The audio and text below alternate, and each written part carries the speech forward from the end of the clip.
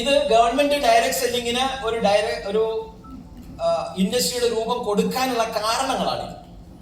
എന്തുകൊണ്ട് ഡയറക്ട് സെല്ലിങ്ങിന് government of India industry എന്ന് പറയുന്ന രൂപകൽപ്പന ചെയ്തു? കാരണം because it creates lot of job opportunities, തൊഴിലവസരങ്ങൾ. നമ്മുടെ നാട്ടിൽ തൊഴിലവസരങ്ങൾ കൂടുതലാണോ കുറവാണോ? ഉദ്യോഗാർത്ഥികളാണോ കൂടുതൽ, ഉദ്യോഗമാണോ കൂടുതൽ? ഹലോ, ഉദ്യോഗാർത്ഥികളാണ് കൂടുതൽ. നിങ്ങൾക്ക് മനസ്സിലാക്കാൻ വേണ്ടിയിട്ട് തന്നെ ഒരു എക്സാമ്പിൾ പറയാം. ഒരു 100 വേക്കൻസി ഗവൺമെന്റ് പബ്ലിഷ് ചെയ്യാണ് PSC വഴി. 100 വേക്കൻസി, എത്ര കുട്ടികൾ അപ്ലൈ ചെയ്യും? ഹലോ, ഒരു 100, 110, എത്ര പേര് അപ്ലൈ ചെയ്യും? ലക്ഷക്കണക്കിന്. 10, 15, 20 ലക്ഷം ആപ്ലിക്കേഷൻസ് ആണ് ഒരു 100 പേരുടെ വേക്കൻസി റിലീസ് ചെയ്താൽ ആപ്ലിക്കേഷൻ വരുന്നത്. ആണോ അല്ലയോ? Yes or no? Yes. Yes പറയാൻ ബുദ്ധിമുട്ടുള്ളവർക്ക് ഇങ്ങനെ കാണിക്കാം.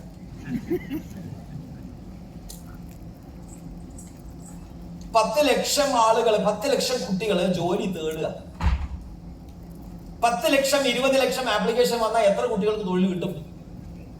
ഒള്ളി 100 പേരെ കയറുള്ളൂ. ബാക്കി 9 ലക്ഷത്തി ചില്ലറ ആൾക്കാർ കുട്ടികൾ എന്ത് ചെയ്യും?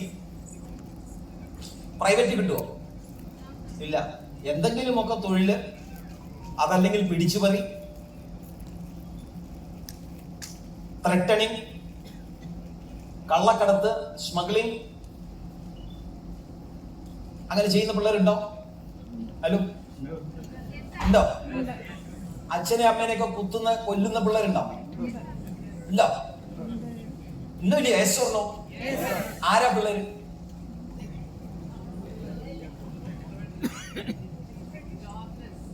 ഓപ്പർച്യൂണിറ്റീസ് കുറഞ്ഞാൽ, സെക്യൂരിറ്റി കുട്ടികൾക്ക് അല്ലെങ്കിൽ വളർന്നു വരുന്ന യുവജനതയ്ക്ക് കിട്ടുന്നില്ല എന്നുണ്ടെങ്കിൽ അവർ അഡീഷണൽ വേറെ സോഴ്സ് ഓഫ് ഇൻകം തപ്പും, അന്വേഷിക്കും, വഴി തെറ്റും. പോയില്ലയോ? അങ്ങനെ പോകാതിരിക്കണം എന്നുണ്ടെങ്കിൽ തൊഴിൽ അവസരങ്ങൾ കൂടണം.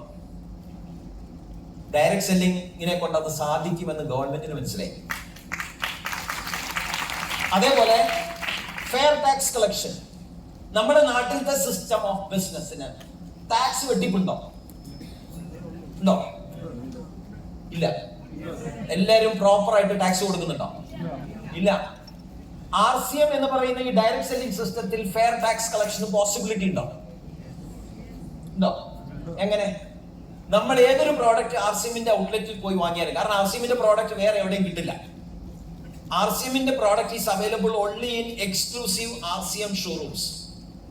അങ്ങനെ RCMന്റെ എക്സ്ക്ലൂസീവ് RCM ഷോറൂംസ് നടത്തുന്ന ആളുകളെ നേരത്തെ നമ്മളോട് സ്റ്റേജിൽ കണ്ടു. അവരുടെ അടുത്ത് മാത്രമേ ഇത് കിട്ടുള്ളൂ.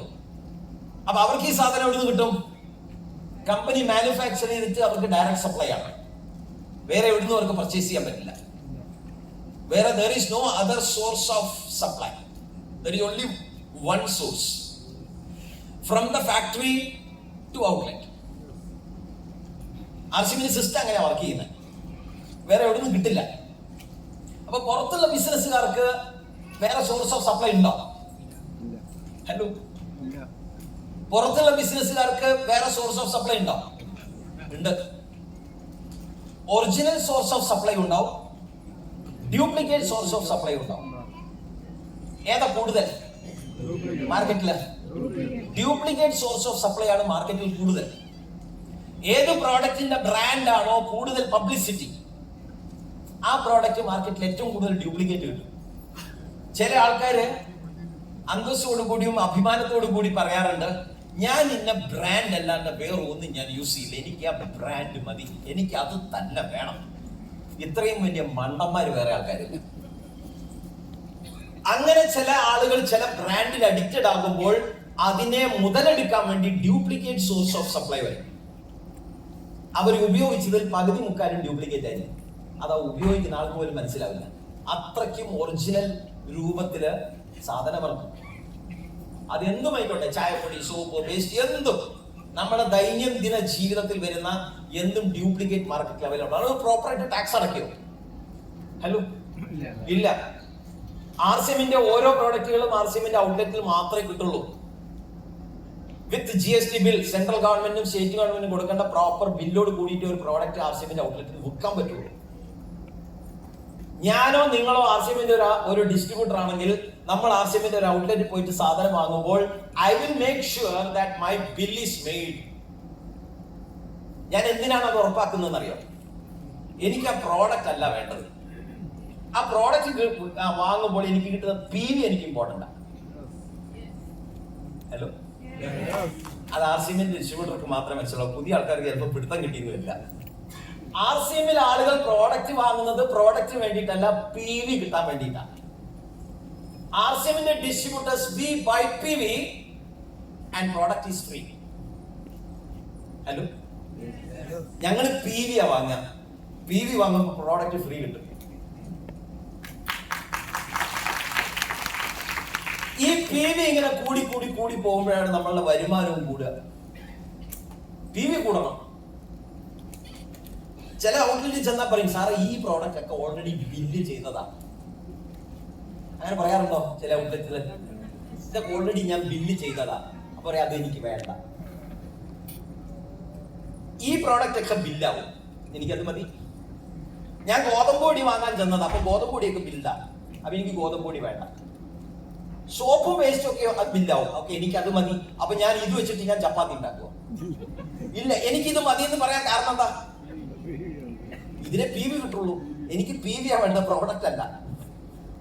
So I buy PV and I get products free. അതാണ് ആർ സി എമ്മിന്റെ സ്ലോഗൻ.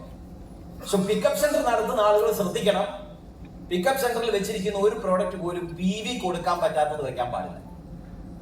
ആരും ബൾക്കായിട്ട് ബില്ല് ചെയ്യാതിരിക്കുക, ആരും ആൾക്കും കടം കൊടുക്കാതിരിക്കുക, എല്ലാം cash and carry. TC Chembraji follow ചെയ്യുന്ന, കഴിഞ്ഞ 25 വർഷമായിട്ട് ഫോളോ ചെയ്യുന്ന പോളിസിയാണ്. നോ കടം, നോ ഓവർ ബില്ലിങ്സ്. അതിനെ നമ്മൾ ആർ സി എമ്മിന്റെ ഡിസ്ട്രിബ്യൂട്ടേഴ്സും ഔട്ട്ലെറ്റ് ഓണേഴ്സും ഒക്കെ, ഒരു ആർ സി എമ്മിന്റെ ഡിസ്ട്രിബ്യൂട്ടർ, ആർ സി എമ്മിന്റെ ലീഡർ